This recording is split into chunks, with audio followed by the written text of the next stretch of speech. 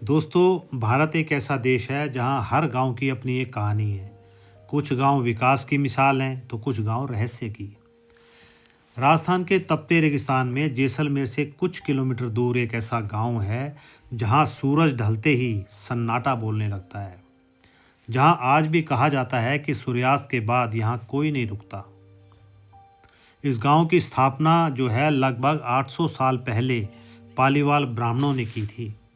यह अपने समय का समृद्ध गांव था। सुनियोजित गलियां, पानी की बढ़िया व्यवस्था और मजबूत पत्थर के घर। यह गांव इतना उन्नत था कि रेगिस्तान में रहते हुए भी यहाँ कभी भी पानी की कमी नहीं हुई। लेकिन आज यह गांव खंडहर है। इस गांव का नाम है कुलधरा। अब आपके मन में यह सवाल आ रहा होगा कि इतना समृद्ध गांव अचानक खाली कैसे हो गया? क्या रहस्य है इसका? चलिए जानते हैं। दोस्तों, लोक कथाओं के अनुसार उस समय जैसलमेर का दीवान था सलाबत खान। कहा जाता है कि उसकी नज़र गांव के मुखिया की बेटी पर पड़ी। उसने धमकी दी, या तो लड़की उससे विवाह करे या पूरा गांव भारी कर चुकाए। पालीवाल ब्राह्मणों के लिए सम्मान सबसे ऊपर था।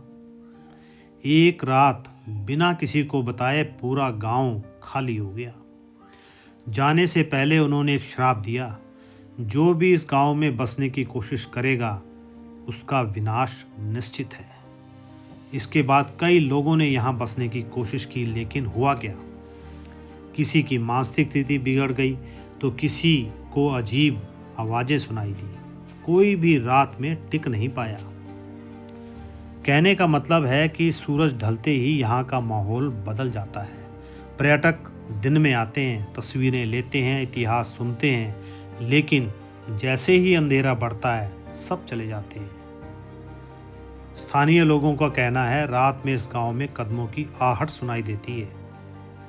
कोई अदृश्य छाया चलती हुई महसूस होती है।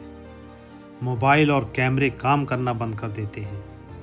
अब यह सच है या भ्रम कोई नहीं जानता, लेकिन डर आज भी जिंदा है। पुरातत्व विभाग तो कहता है कि यह सिर्फ एक ऐतिहासिक स्थल है, कोई अलौकिक शक्ति नहीं है।